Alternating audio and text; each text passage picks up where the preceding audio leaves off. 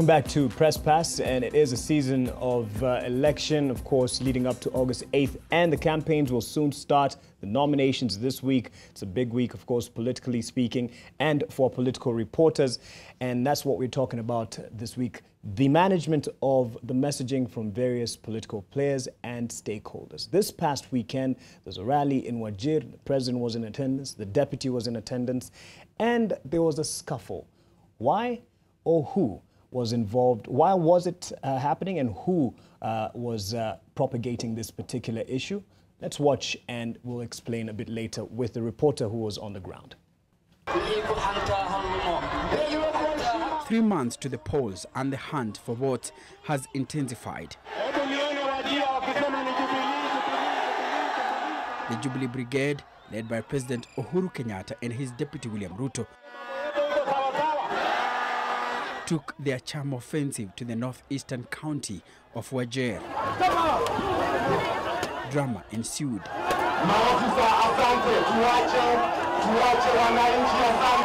After the police attempted to stop the crowd from coming close to the dais.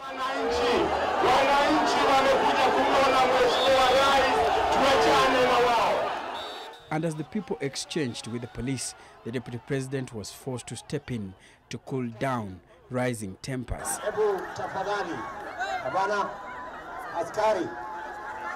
Nataka tuambia askari warudi hapa, wakaribie hapa.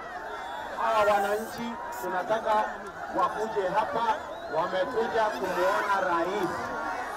Mimi najua watu wengi hapa wamekuja ili kumuona rais. Si namna hiyo? In 2013, Wajir County overwhelmingly voted for the opposition coalition ticket of Raila Odinga and Kalonzo Musyoka. But as the country prepares for the August elections, Jubilee Party under President Uhuru Kenyatta and his deputy William Ruto are eyeing this very county. Tuliambiwa juzi eti hawa waliamua kufanya kazi na Uhuru Kenyatta na Jubilee, lakini wananchi walibaki nyuma. Ni kweli ni uongo? Ate mnasema ni uongo? Hebu nione wale wanasema tutatembea safari hii pamoja katika Jubilee. Receiving a host of legislators and local leaders who decamped from the opposition, the Uhuruto pair urged the people of Wajir to support President Kenyatta's re-election bid. Tayari serikali ya Jubilee tunajenga kilomita 100 kutoka Garissa mpaka Modogash. Tayari tumepatiana kandarasi ya kutoa barabara hiyo kutoka. As this part of what was the report by Enock, Sikolia, and soon after a video and allegations that the scuffle, or at least the shoes that were being thrown, or stones were actually being thrown at the president. You're on the ground. What can you confirm? The question still remains, was the president heckled? I was on the ground, and I can say the president wasn't heckled. Actually, the scuffle that was there was between the people and the police. Now, this is how it started. Actually, I was standing where the police had demarcated. The journalists, we were there, and the crowd started pushing even us, like they wanted to move close to the dais. They wanted to be close to the podium. And I remember the police came in because we told the police these guys are pushing us. And so the police started beating the guys, beating the people. And now the crowd was like angered, and it started throwing shoes. And if you look at the video very clearly, the video that we played, the shoes are not going to the dais. The shoes are going to the police. They are going where the police are. And actually the stones, I was hit by a shoe on my head here. Oh. And so I can actually confirm that where I was standing was near the police, and the shoe hit me. Right. So, and look at it. And we know the symbolism of shoe being thrown, especially within. And if you look at the video, when you start the story, yes. When you start the story, the crowd is near the podium. That was when now the scuffle had ended. But there was a video to the contrary, at least trying to show something else. Okay. What was this on social media? I saw the video. The video, some guys chanting ODM. And you can hear clearly that they were chanting ODM. At the very rally. Yes, you can confirm that this these guys were at the rally. But when you listen to that video, how many people are shouting ODM? You can hear there are 2, 3 voices. But you see, that message, that video was the only one that was used, on the social media to show that the president was heckled. Now, this becomes a challenge to the report on the ground. Actually, the video was sent immediately after the scuffle. So we were already seeing it. We are on the ground. People are already saying that the president was heckled in Wajir, even on WhatsApp groups. And I'm like, there's no heckling. Let me ask you a question. What's the significance of clarifying the issue? There's one question that I want to ask. I've just listened to Ruto speak there. And Ruto asked a specific question. He said that your leaders have told us that they wanted to work with the government, but you refuse. Is it true or false?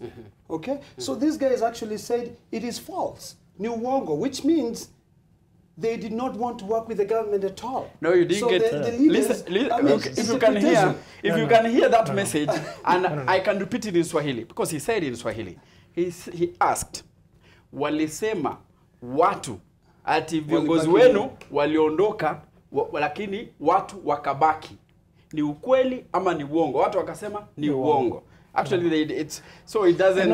What you are saying actually is significance there. I mean, is an eyewitness. Enock is an eyewitness. I'm not saying that I'm supporting Jubilee or. And that's how it appears. What I'm just saying, I'm just supporting the way things what he's were. saying, the way it appears is this. But let's look at the But to be honest, as he responds, you wanted to look bad on the government, on the president, on Jubilee. You wanted to look bad. I think the way I understood that question, and I think maybe it can be played again. The way I understood that question was that now, because the leaders have been given goodies, now they want to move to the other part, but the Wananchis have been left behind. Actually not. Actually, let me broaden up. You know how the question where it emanates. NASA was in Wajir. You remember when the governor was the governor of Wajir? You know, he's a NASA candidate. And the NASA leader said that the people who have decamped, including Aden Kenyan, who's an MP there, had decamped but left the people behind. The people were still in the opposition. So the question by Ruto emanated from that. Right. The way he was saying. This is the bigger picture, Enock. In every election cycle, communication teams within every campaign struggle to get a running theme that they can be able to rally the masses behind. At the same time, within newsrooms, the people who are either reporters or subs or editors also want to have themes, running themes in that election cycle. Now, there's some themes that are already starting to take shape, general themes. Right. One general theme that is starting to take shape that Jubilee is putting out there is the development agenda. Oh, no. Another theme that is starting to take shape is a theme of violence within the election. And you're saying this is running with NASA? And you can see what's happening. Let me tell you. Yes. The big ones that we have seen recently are one in Kisii, where it was so clear that a rally had already ended. That was a Jubilee rally. And after the rally had left the scene, some people appeared there to be burning Jubilee merchandise. Now, we have another situation here where we have an eyewitness from the ground, where we can see the masses of people in Wajir, where they are being asked, are you ready to work with the government? And we see the hands go up. And then there's a small clip running on social media of a handful of people trying to bring up a scenario of heckling. Now, it is made to look as if the president is being heckled at the rally, whereas the pictures are so clear out there. But my point was, every campaign team, as we speak right now, is trying to project a theme that they can run with in these. Whether Jubilee, and for Jubilee, it's been very clear. Let Dorothy weigh in on this issue of the themes and how we handle it and sift through. The point that JK is making, one would hardly expect that scenario not to happen. Of course, Enock has also mentioned it, because if I'm an ODM supporter and I have the opportunity that has been brought about by the social media I would want to create a situation where it is seen that Jubilee didn't just have a smooth successful ride. rally. Yeah. And that is within the right of ODM. It is part of the propaganda machinery. And I think most wars are won by propaganda rather than the actual fight. Yeah. The question here is, should credible newsrooms play to the propaganda that is being peddled by non-professional journalists? And you can see very clearly from this clip how big and successful the rally was at Wajir. There's always And the then attempt to show how big a rally is. Draw the context. Draw the context. In the last election, we are told that Wajir had gone overwhelmingly ODM.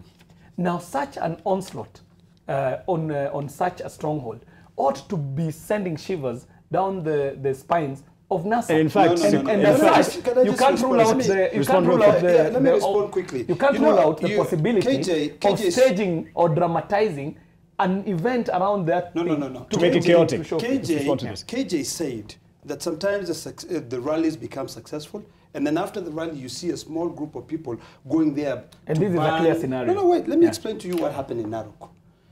Uhuru traversed the county of Narok within 3 hours. When he came to Narok, the people of Narok expected him. They went there to see the president. There were things that the Jubilee leaders in Narok, because don't forget, in the last election, Narok voted overwhelmingly Jubilee in the lower seats. So people who are concerned, they said, we have our leaders here who are close to the president. They create scenarios that says, we can talk to this president, he can give you goodies. So one current member of parliament, or the women rep of Narok, pleaded with the president and said, please waive the debt that our farmers have. So when the president ignored that, then people were agitated. They were frustrated. They said, look. So that is an aftermath of what happens after these rallies. When you come to a rally, people expect certain things. If you do not deliver, then people revolt. I think we are debating a little bit. We are debating a little bit on the issue here. The issue is the responsibility and the challenge that comes to a journalist on the ground. Now, this is what has been sent on the social media. But when you look at it, it's not exactly what happened. Even some of the editors would... What measure, for example, as a journalist... Is always now, listen, Ole Kina. Listen, Ole Kina. On this particular instance, he's explaining. We are talking about... You see, right now, I have this mobile phone, yeah? If I can just record Ole Kina shouting at the president, or John shouting at, let's say you are shouting at Raila, then I take the three of you shouting, then send. There is a crowd that is already on the background. So you can actually edit with the phone, just the way you zoom in. And if KJ and you and plus Dorothy shouts, it will come out as a rhythm and send. But actually, the report on the ground may not even see that. And does that represent the masses? Because you see, the question a journalist you're supposed to ask yourself is, when you come up with a headline that the president is heckled, or Raila is heckled, and actually there were 3 people out of 10,000, does 3 people represent 10,000? Maybe because the headline says. Maybe the 3 people represent the silent majority. It's a silent majority. This is the thing that, but you see, when you come up with a I can feel with a blanket statement. I can feel the frustration on the NASA side, and it's a struggle to give a narrative. Now, Jubilee has come out very clearly with its communication that the narrative that they're going to push for this election is that we made promises and this is our delivery. Our development agenda is this.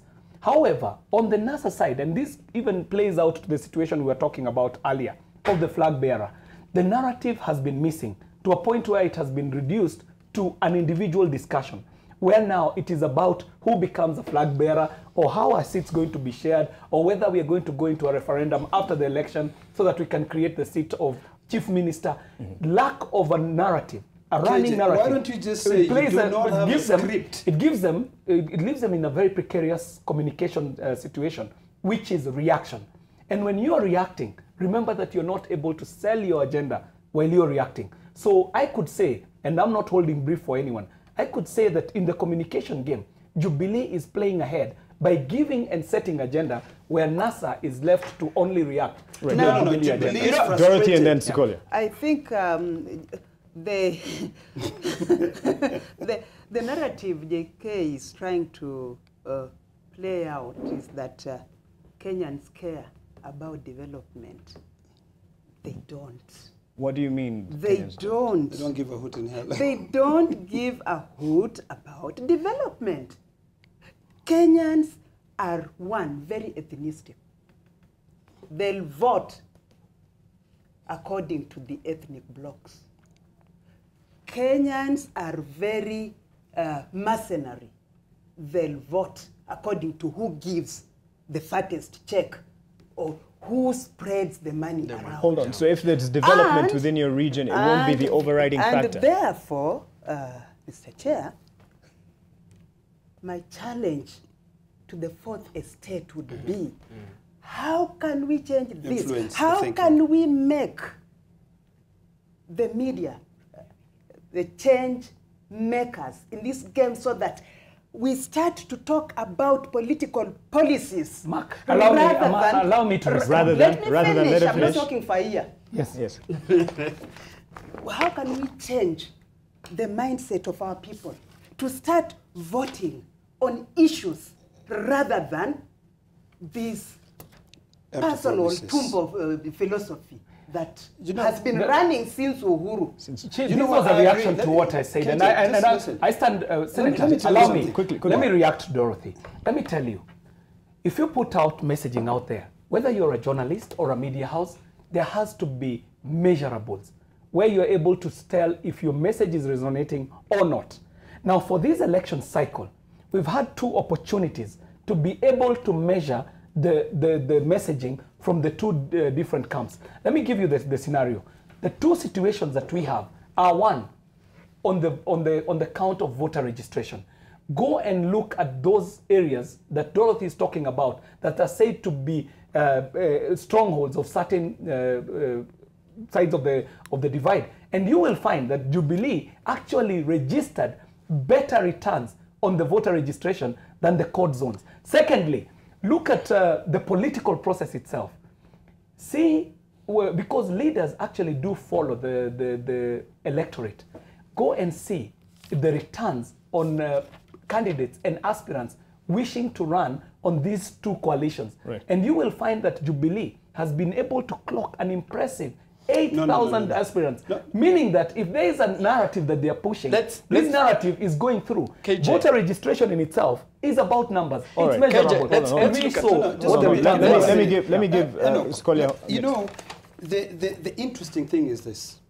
I've sat here and listened to KJ, and KJ seems to say that what he's actually saying, but he doesn't want to admit, is that Jubilee is frustrated because they are not getting information from NASA that they can use to come up with a strategy. My point is that the Jubilee message is resonating. What Dorothy said is actually something which is very, very important. I think the media should be playing a role in trying to speak to the general public and say, do not allow this political divides to dictate where you go. You should ask for this and this and this. But isn't that the message? No, but that's not the message. Because if you're now coming out with Enock said that as a political journalist, he's eager to know who is going to be the flag bearer of NASA. Why don't you just sit tight and wait until the summit releases and say, this is our flag bearer? To be fair, it's not just Enock. Okay. It is Jubilee. Ole Kina. Jubilee wants Ole Kina, first of all, let me respond the point to that you. Ole Kina did then not I'll go get. back to my point. Hold on.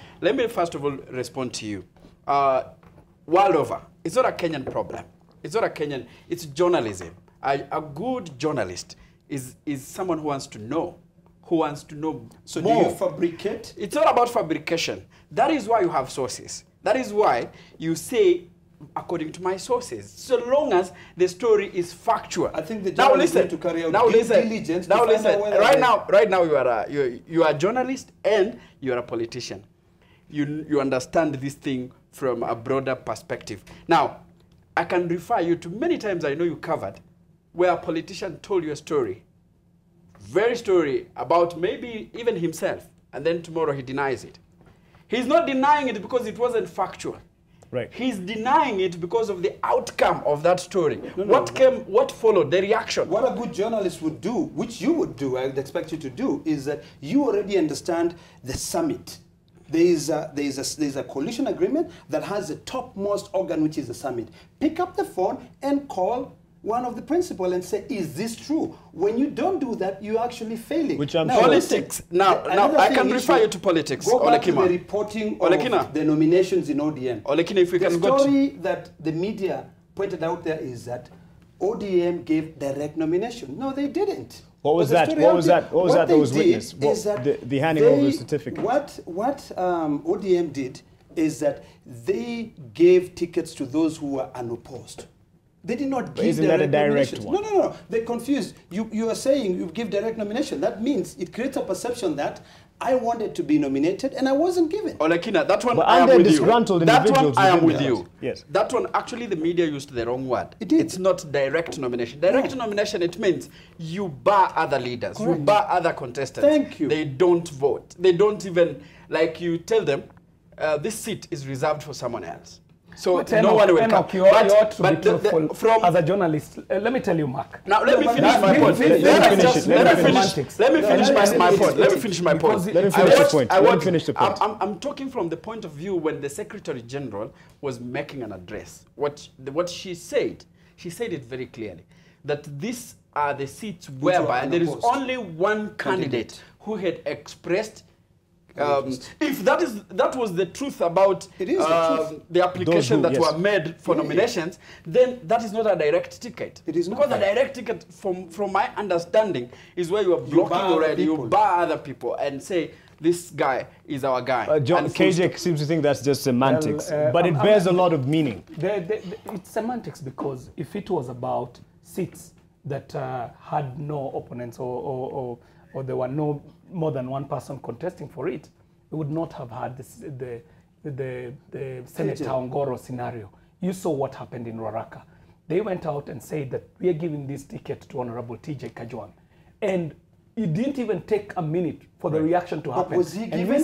we saw the reaction that came out from Senator Ongoro. But what I'm saying about messaging is the fact that if you do not structure your message right, I remember when we were young, there used to be a joke out there. And in primary school, we used to share the joke that the former president, Daniel Toroitich Arap Moi, had said that if there is no news by 10 o'clock, manufacture your own news. Now, what has been happening is that NASA has one thing that they've been dangling for everyone, and it has been saving them from communicating about anything else up to and including a manifesto. NASA has not been able to even come out and say, this is our manifesto for the KJ, country. Don't because tell us you're they are going to keeping build everyone's breath hospitals and held. stuff, and you don't do it. That's what Jubilee did. They want us to hold our breath to wait for a presidential flag bearer, making this whole electioneering process a non-issue electioneering process for us to sit down and discuss positions for individuals. In the meantime, remember that even you in government, you never have an opportunity to campaign. In fact, But you seem to be complaining. Isn't that strategic communication? I'm not complaining. Isn't that their strategy? I'm not Jubilee is complaining. frustrated. I'm just Jubilee is drawing out the frustrated scenario. because they want to be told this is our lineup so that they can now come up with a strategy. KJ just sat here and said that they're holding up so much. That is their strategy.